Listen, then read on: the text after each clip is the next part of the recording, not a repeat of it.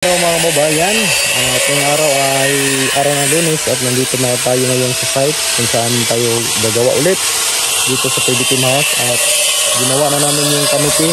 So pakikita ko sa inyo mga kababayan kasi may kasama po tayo. Galing din po sa aming lugar sa Bangkal, Matanao, Davao del Sur. Yun po yung pinsa ni Bitoy.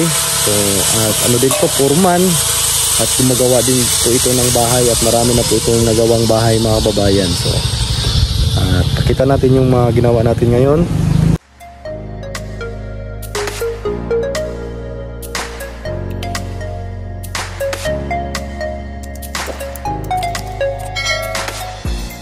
Si Uncle Junior, pino 45 yung girt para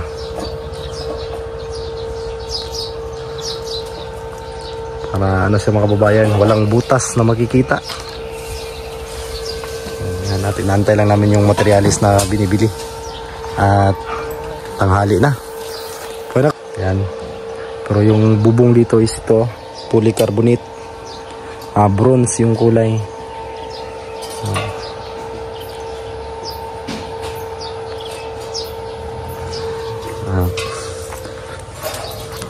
Ayan na, dami ng mga halaman dito sa itaas. So yan, may mga laklak na ito. Yan, ganda na po dito sa terrace kasi malinis na po, nalinisan na ni Sir Paul. Yan, sabi kuha na.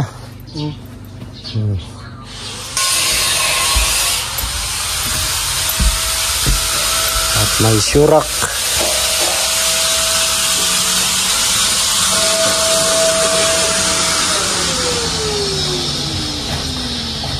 Ayan na ibalik dyan, dyan lang sana dyan. Ayan na naibalik. Ayan na naibalik. Okay, tabang ito ko anong diskaryan.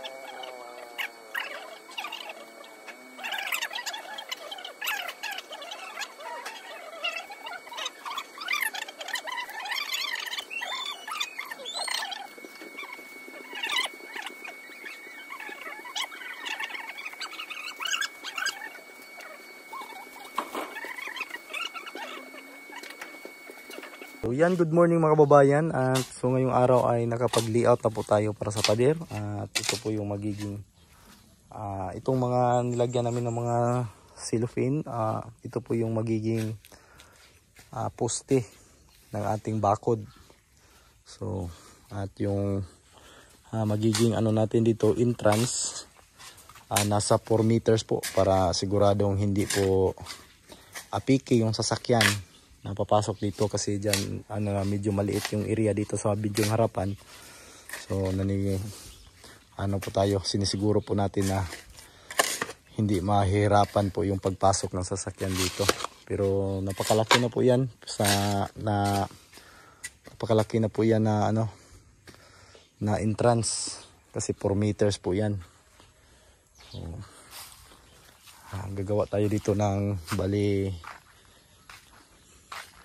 1, 2, 3, 4, 5, 6, 7 poste po yung mangyayari dito kasi dyan pahuli muna yan ni Sir Paul. Dito lang yung ipapriority muna sa pagpapader dito hanggang dito sa may muhon. Ayan yung nakalagay dyan na muhon. So hanggang dyan yung may poste tayo dyan hanggang doon sa may pinaka-gate, pinaka-entrance. So, kahapon wala tayong upload gawa ng tayo busy, hindi tayo nakapag-video ng maayos. So, may video tayo nakuha pero kunti lang. Sila muna yung natin dalawa, si Junjun at si Janjan. Sila muna yung natin pinahukay ng ating mga pundasyon ng ating gate. At kami naman ni Uncle ngayon, June, patuloy namin yung paggawa ng kanopi kasi hindi namin natapos kahapon kasi maano po to. Kasi ginawa namin yung design yung sa may dulo ng tubular, yung rib tube. Ayan. Makikita niyo po may design po yung pinakadulo niya. So ayan. At lang, yung polycarbonate lang yung tawag doon, yung kinuna natin ng sukat. So kaya parang fix po yung dating niya sa bandang dulo. So ayan. At ilang piraso na lang po yung ikakabit namin. Pagkatapos dyan pipinturahan, tapos kabit na natin yung polycarbonate na bubong. So ayan po yung polycarbonate. At medyo may kamahalan po ang metro nito. So kunti na lang yung simboling kasi ano po ito mga kabayan, tulad nitong paggawa ng ganito. Hindi po siya madali. Kailangan po natin ng tamang sukat para pantay po sila lahat at gumawa tayo ng pattern para same talaga lahat yung nila. Walang mali, walang diferensya. Kumbaga pantay lahat yung pagka-disenyo natin ng pagkukurb-curve ng ating tubular. So baka ngayong araw makapagbubong kami. Tapos ng pintura kasi masama yung panahon dito. Ayan umulan. Kanina pa itong madaling araw.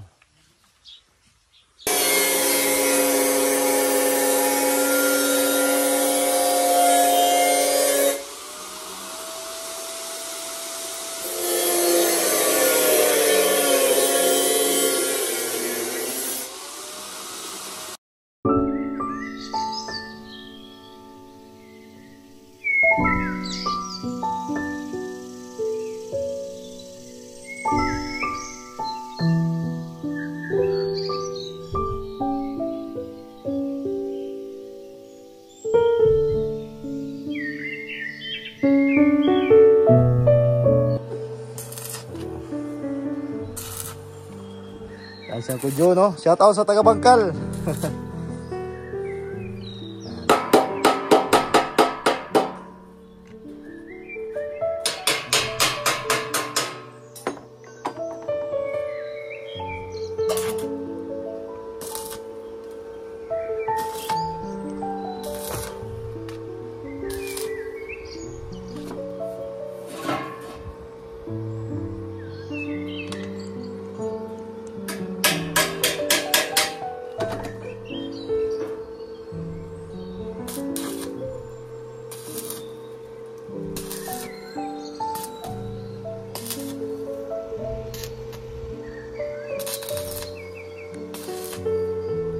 Magandang tanghali mga babayan.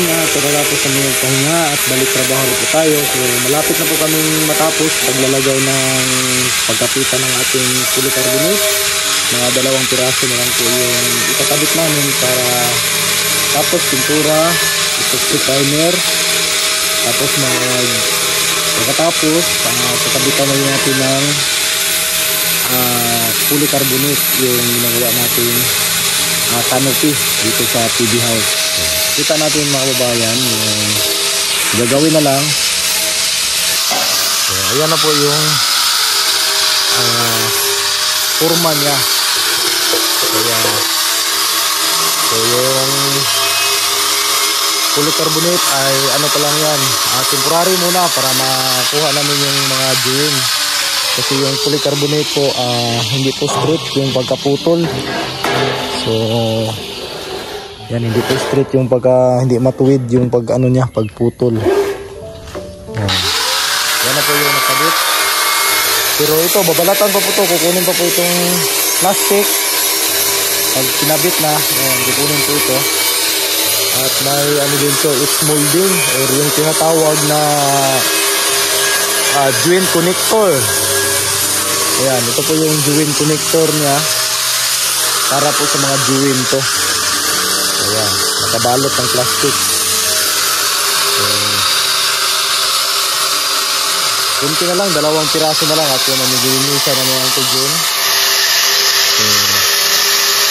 Ano po yung kakabit natin dito para matapos na po yung canopy. Ipinsa na po ito dito pag umulan, hindi na mababasa yung panel door natin dito sa loob. Umuulan mga babayan, hindi talaga nagpapigil yung ulan. Hindi ulit natapos kasi umuulan. Ang temporary pa yan, hindi pa yan na-fix screw.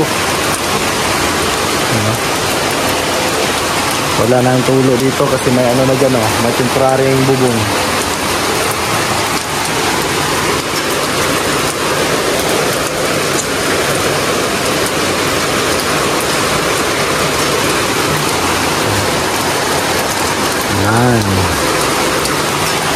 So yan, magandang hapon mga kababayan, at hindi pa rin tumitigil yung ulan. Ayan, palagi pa rin tumutulo. Grabe yung ulan, kaya hindi kami nakapagtrabaho ngayong hapon. Grabe yung hindi pa tumitigil talaga mga kababayan. So sana bukas ay wala ng ulan para tuloy-tuloy yung paggawa natin. Ayan. So naabutan na po tayo ng tag-ulan dito sa PB Team House. So malapit na talaga ito sa simula na po sa pader. At yung canopy sana matatapos sana ngayong araw, problema umuulan. So bukas na lang mga kababayan natin ipagpatuloy ang pagkakabit ng bubong. Kasi nga dahil sa ulan, ayan ayan, mag-alas 4 na po ngayon dito sa Pilipinas.